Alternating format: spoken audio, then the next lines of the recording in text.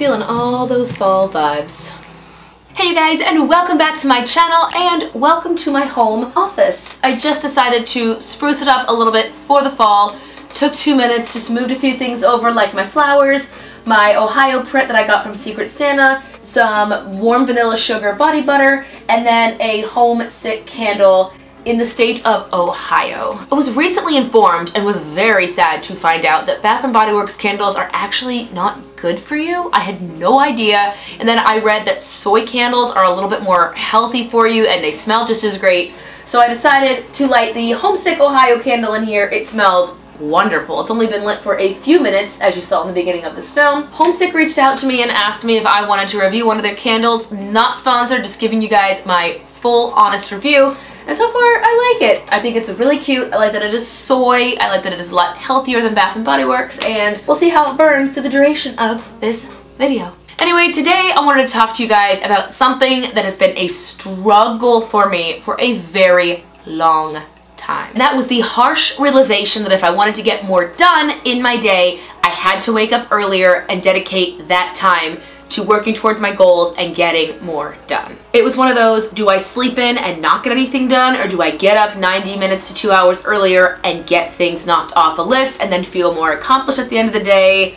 It's a struggle. I will be very honest, finding time and motivation in the morning was not easy at all, but more and more that I spent at it, worked at it, and made it a habit, the easier it was. And then when things started paying off and more things started to get done, it felt like it was a no-brainer to get up and get things done. And now before I list mine, let me know down below what time you guys like to wake up, and if you wake up and get things done for yourself before you get up for work, your kids, your spouse, and everything else that this very loud, noisy world takes our attention from. But without any further ado, here are the habits that work for me when it comes to making time in the morning.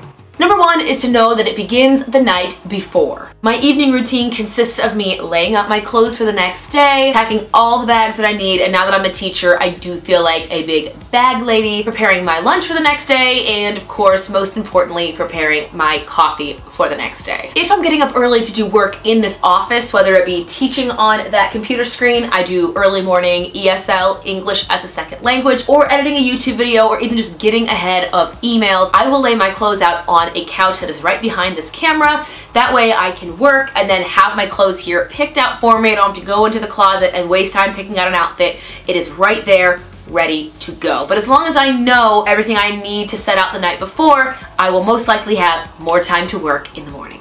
Number two is to reverse engineer my timeline. I know what time I need to walk out the door, and I put that in my planner, and then I just go back in time little bit by little bit, incrementing all the things I want to get done. So I know if I wake up at X hour in the morning, I have this much time until I need to walk out the door. For example, if I know I need to walk out the door at 7:35, I know that I have to have everything set in time blocks, 7:25, 7:10, 6:55, 6:30, 6:15, 6 o'clock. I work backwards to ensure everything I need to get done has a time on my timeline, and getting it done does not cause me to be late for work or an appointment or filming or whatever I am doing that day. Oof. Number three is where the motivation comes in, and it is to write out your goals. Why are you waking up at this hour? What are you hoping to achieve in doing that? Writing those out is going to help you so much when that first alarm initially goes off and you just want to hit snooze or turn it off and go back to sleep because the world doesn't exist to you yet.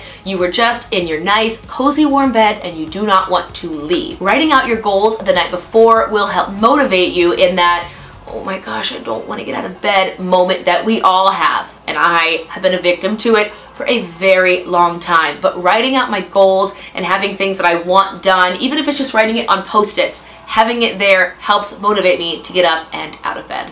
Number four is to set adequate alarms. Are you someone that just needs one alarm, you hear it and you're up? Or are you someone who needs to have your alarm set across the room so you cannot turn it off, you have to physically get out of bed and turn it off? Know what you need to do to wake up. For me, I usually have an alarm on my phone, my little Google Home in the corner, and now that I learned my Fitbit has an alarm, it actually has just a silent buzz alarm, so I don't hear anything super loud, it just buzzes and the frequency gets higher and higher on my wrist. And if that doesn't wake me up, I usually set an alarm 5 minutes later on my Google Home or my phone so I know to wake up. If I don't have at least 2 alarms set at night, my anxiety will not let me sleep. That fear of, oh my gosh, I'm gonna sleep through all my alarms, I'm gonna be late to school, I'm not gonna get anything done. That will keep me from sleeping initially, which is not what I'm going for. So I do make sure I set at least 2 alarms. So know what you need. Do you need 1? Do you need 6? Do you need those really weird apps that make you solve like math problems before the alarm goes off? I've seen that one. I've also seen apps where you go take a picture of something in another room, and when your clock goes off, unless you go take your phone and take another picture of that identical object, it will not stop. It will just keep ringing and ringing and ringing. That's a little too much for me, but you do you, right? Number 5 is to have something pleasant on the schedule. Don't just get up and do work, have nothing to look forward to. If journaling in the morning is something you like, set aside time to do it. If reading in the morning is something you like, set aside time to do it.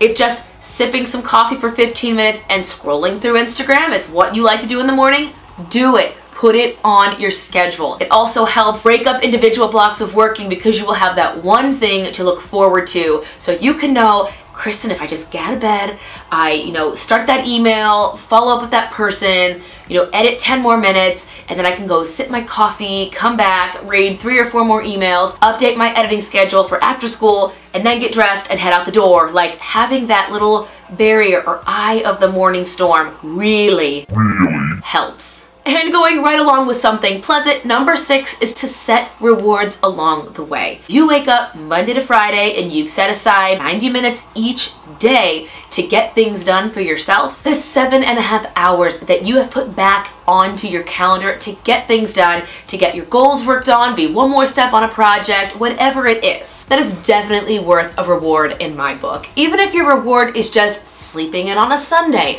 going and having brunch with the girls on a weekend day, setting aside something on your calendar, reward yourself for the work. For me, more recently, it is making myself a nice latte here at home, and I just made these pumpkin walnut muffins. I just took a basic recipe and added a little bit of like canned pumpkin and a half cup of walnuts.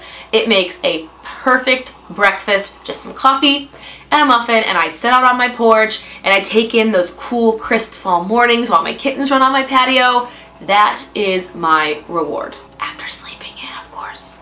Anyway, those are my tips and tricks and habits for making more time in the morning to get everything done and feel more accomplished at the end of the day. I know that at the very beginning of the day, you don't want to get out of bed. Your bed seems like the only place you need to be or want to be, but at the end of the day, when you come home and you do your evening routine, you just feel more accomplished. You look at your calendar and you think, oh my gosh, I've gotten so much more done in these 7+ hours you've gotten back into your week. And speaking of nighttime routine, that is something I have been debating doing for a while. I have gotten some requests for it, but let me know if that's something you'd be interested in seeing in the future by giving this video a thumbs up. And one more thing I do want to get your input on is Vlogmas. Now I know I'm filming this in the middle of October, but Vlogmas is a mere 6 weeks away, and I like to batch record a certain amount of videos, that way I have them ready to go. So I'm asking you guys, what do you want to see during Vlogmas? I've gotten certain things on the calendar, like I'm singing with the symphony one day, so I'll definitely vlogging that.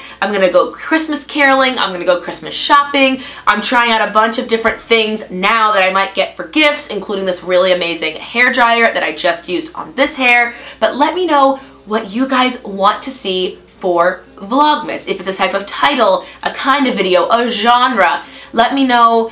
And to answer the 3 emails that I got, yes, I will be doing a mail time video. And just like last year, if you want a shout out in that video, just let me know in the letter, or if you want to remain anonymous like some people do, just let me know in writing. I will read anyone's letter that they would like me to read, and I definitely do shout outs. It's one of my favorite videos to do on Vlogmas. So if you want to have a letter be read and a shout out given on this channel, or you just like to spread holiday cheer, write me a letter. The address is down below in the description box. How's my candle doing? Am I gonna catch this flower on fire? Nah, we're gonna risk it. It should be okay. Anyway, that is all for this video. Thank you guys so much for watching, and once again, thank you so much for the endless support during this year. I cannot believe December is only 6 weeks away.